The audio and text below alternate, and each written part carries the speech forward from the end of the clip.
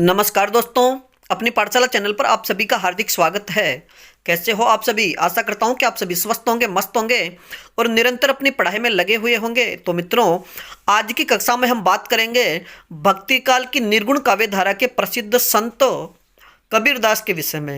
यानी आज का अपना टॉपिक होगा कबीर का जीवन परिचय। और मित्रों, कबीरदास से संबंधित जितने भी महत्वपूर्ण प्रश्न हैं, उन प्रश्नों को मैंने अपनी इस कक्षा में शामिल किया है तथा प्रमुख विद्वानों द्वारा कबीर के विषय में कही गई पंक्तियां भी इसमें शामिल है।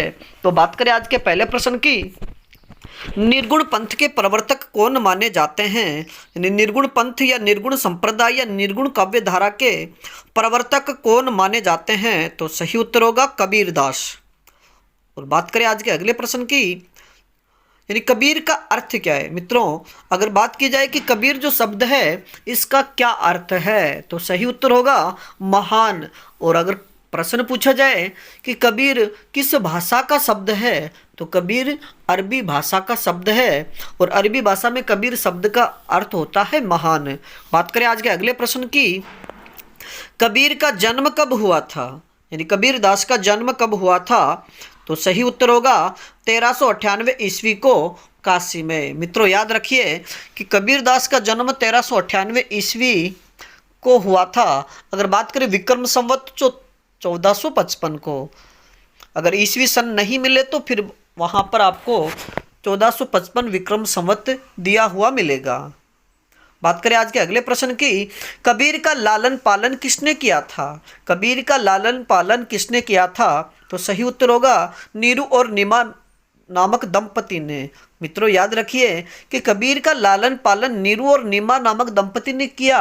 तो कबीर को जन्म किसने दिया था, अर्थात कबीर का जन्म कहाँ हुआ या किसके घर हुआ? तो मित्रों, सही उत्तर होगा कि कबीरदास का जन्म काशी के एक ब्राह्मण परिवार में विधवा ब्राह्मणी के घर पर हुआ था। और उस ब्राह्मणी ने समाज के डर से या लोक लाज के भय से कबीर को छोड़ दिया था, त्याग दिया था। और फिर कबीर का लालन पालन नीरू और नीमा नामक मुस्लिम दंपति ने किया था। बात करें आज के अगले प्रश्न की, नीरू और नीमा को कबीर कहाँ मिले थे? नीरू और नीमा को कबीर कहाँ मिले थे? तो सही उत्तर होगा लहर तारा नामक तालाब में। यानी कबीर की जो माँ थी विधवा ब्राह्मणी, उसने कबीर को एक लकड़ी के बॉक्स में बंद करके लहर तारा नामक तालाब में बहा दिया था और उसी के किनारे नीरू और नीमा रहा करते थे, वहाँ पर कबीर मिले। बात करें आज के अगले प्रश्न की, कबीर की पत्नी का नाम क्या था? तो सही उत्तर होगा लोई। और मित्रों, याद रखिए कि कबीरदास जी ने कहा है कि मसी कागज को छुयो नहीं, कलम गही न हाथ। यानी कबीर कहते हैं कि मैंने ना तो कलम को, ना कागज को और ना स्याही को स्पर्श किया है, अर्थात वो अनपढ़ थे। बात करें आज के अगले प्रश्न की, कबीर के पुत्र व पुत्री का नाम क्या था? तो सही उत्तर होगा कमाल व कमाली। यानी कबीर के पुत्र का नाम कमाल व पुत्री का नाम कमाली था। यानी कबीरदास ने खुद स्वयं ने लिखा है कि बूढ़ा वंश कबीर का उपजा पुत्र कमाल, राम नाम को छोड़ के घर ले आया माल। अगला प्रश्न, कबीर भक्ति काल के किस काव्य धारा के प्रतिनिधि कवि हैं? तो सही उत्तर होगा ज्ञानाश्रयी। मित्रों, याद रखिए कि भक्ति काल को दो धाराओं में बांटा गया है, सगुण भक्ति धारा और निर्गुण भक्ति धारा। तो निर्गुण भक्ति धारा को भी दो भागों में बांटा गया, ज्ञानाश्रयी और प्रेमाश्रयी। तो ज्ञानाश्रयी शाखा के प्रसिद्ध कवि कबीरदास और प्रेमाश्रयी काव्य धारा के प्रसिद्ध कवि मलिक मोहम्मद जायसी हैं। बात करें आज के अगले प्रश्न की, कबीर को राम नाम किसने दिया? वह गुरु कौन थे? प्रश्न पूछा जाए कि कबीर को राम नाम किसने दिया, या फिर प्रश्न पूछा जाए कि कबीर के गुरु कौन थे, तो सही उत्तर होगा गुरु रामानंद। यानी कबीर ने खुद ने लिखा है, यानी एक पंक्ति कही है, काशी में हम प्रकट भये रामानंद चेतायो। यानी काशी में इनका जन्म हुआ और इनके गुरु रामानंद थे। बात करें आज के अगले प्रश्न की, कबीर की रचनाओं में किन संतों का प्रभाव था? कि कबीर की रचनाओं में किन संतों का प्रभाव था? तो सही उत्तर होगा नाथ, सिद्ध व सूफी संतों का। बात करें आज के अगले प्रश्न की, कबीर ने उलट बांसियों का प्रयोग किसके प्रभाव से किया? कबीर ने अपनी रचनाओं में उलटबांसियों का प्रभाव किसकी रचनाओं से प्रभावित होकर किया? तो सही उत्तर होगा सिद्ध व नाथों के प्रभाव से। बात करें आज के अगले प्रश्न की, कबीर ने अपनी रचनाओं में किसका विरोध किया है? कबीर ने अपनी रचनाओं में किसका विरोध किया है? तो सही उत्तर होगा कर्मकांड, वेद विचार, जाति पाति, वर्ण भेद आदि रूढ़िवादी जो परंपराएं थी उनका विरोध किया है। बात करें आज के अगले प्रश्न की, मसी कागद को छुयो नहीं कलम गही न हाथ, पंक्ति किसकी है? तो सही उत्तर होगा कबीरदास की। और मित्रों अगर बात करें कि मसी कागद को छुयो नहीं कलम गही न हाथ, पंक्ति से कबीर के विषय में क्या व्यक्त होती है, अर्थात उनकी अनपढ़ता। अगला प्रश्न, कबीर किस शासक के समकालीन माने जाते हैं? या कबीर किस शासक के समकालीन थे? तो सही उत्तर होगा सिकंदर लोदी के। बात करें आज के अगले प्रश्न की, कबीर दास की रचना बीजक का संपादन किसने किया था? कबीर दास की रचना बीजक का संपादन किसने किया था? तो सही उत्तर होगा उनके शिष्य धर्मदास ने। और मित्रों याद रखिए कि धर्मदास ने कबीर की रचनाओं का संकलन या संपादन बीजक नाम से 1464 में किया था। बात करें आज के अगले प्रश्न की, कबीर साहिब की परिचय की रचना किसने की? यानी कबीर साहिब की परिचय की रचना किसने की? तो सही उत्तर होगा अनंत दास ने। बात करें आज के अगले प्रश्न की, कबीर की भाषा को सद्दूकड़ी किसने कहा? कबीर की भाषा को सद्दूकड़ी किसने कहा? तो सही उत्तर होगा आचार्य रामचंद्र शुक्ल ने। बात करें आज के अगले प्रश्न की, कबीर को वाणी का डिक्टेटर, कबीर को वाणी का डिक्टेटर यानी तानाशाह किसने कहा? तो सही उत्तर होगा हजारी प्रसाद द्विवेदी ने। बात करें आज के अगले प्रश्न की, कबीर की रचना बीजक में शामिल है, यानी कबीर की जो रचना है जिसको धर्मदास ने संपादन किया था या संकलन किया, तो उसमें कौन कौन सी रचनाएं शामिल है? तो सही उत्तर होगा साखी शबद रमैनी। अगला प्रश्न, कबीर की भाषा को पंचमेल खिचड़ी किसने कहा? कबीर की भाषा को पंचमेल खिचड़ी किसने कहा? तो सही उत्तर होगा श्याम सुंदर दास ने। मित्रों याद रखिए कि कबीर की भाषा को पंचमेल खिचड़ी क्यों कहा जाता है, क्योंकि कबीर की जो जितनी भी रचनाएं हैं या उन कबीर की जो भाषा है उसमें एक भाषा मुख्य न होकर के, यानी उसमें सभी भाषाओं के शब्द देखने को मिलते हैं। बात करें आज के अगले प्रश्न की, कबीर की भाषा को संत भाषा किसने कहा? कबीर की भाषा को संत भाषा किसने कहा? तो सही उत्तर होगा डॉक्टर बच्चन सिंह ने। अगला प्रश्न, कबीर की भाषा को अवधी भाषा किसने कहा? कबीर की भाषा को अवधी भाषा किसने कहा? तो सही उत्तर होगा बाबूराम सक्सेना ने। बात करें आज के अगले प्रश्न की, कबीर की भाषा को बनारस की भाषा किसने कहा? कबीर की भाषा को बनारस की भाषा किसने कहा? तो सही उत्तर होगा उदय नारायण तिवारी ने।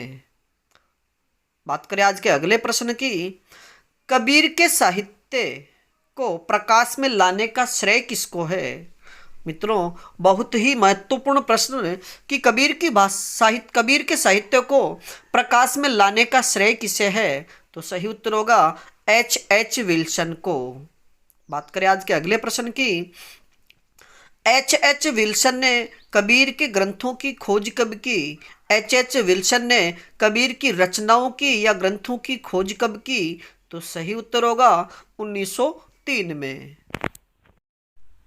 अगला प्रश्न है, हजारी प्रसाद द्विवेदी ने कबीर को माना है? हजारी प्रसाद द्विवेदी ने कबीर को माना है? तो सही उत्तर होगा नरसिंहावतार की प्रतिमूर्ति, यानी हजारी प्रसाद द्विवेदी ने कबीर को विष्णु के नरसिंहावतार की प्रतिमूर्ति कहा है। बात करें आज के अगले प्रश्न की, डॉक्टर नगेंद्र ने कबीर की रचनाओं की संख्या कितनी मानी है? डॉक्टर नगेंद्र ने कबीर की रचनाओं की संख्या कितनी मानी है? तो सही उत्तर होगा 8। और मित्रों डॉक्टर नगेंद्र के अनुसार कबीर की जो 8 रचनाएं हैं वह कौन कौन सी हैं?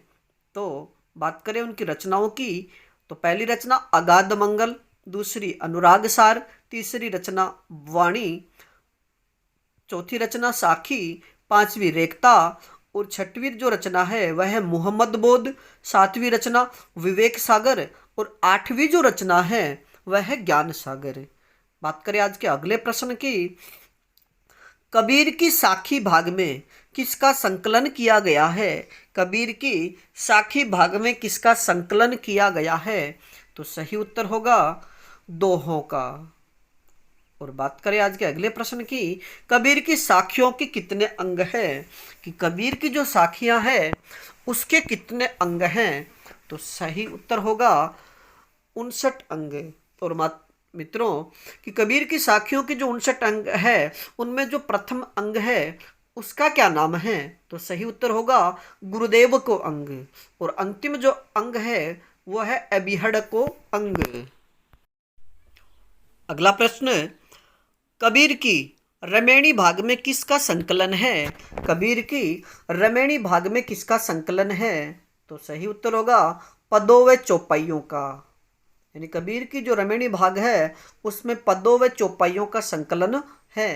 मित्रों बात करें आज के अगले प्रश्न की, कबीर काव्य का संकलन कबीर ग्रंथावली नाम से किसने किया? कबीर काव्य का संकलन कबीर ग्रंथावली नाम से किसने किया? तो सही उत्तर होगा श्याम सुंदर दास ने।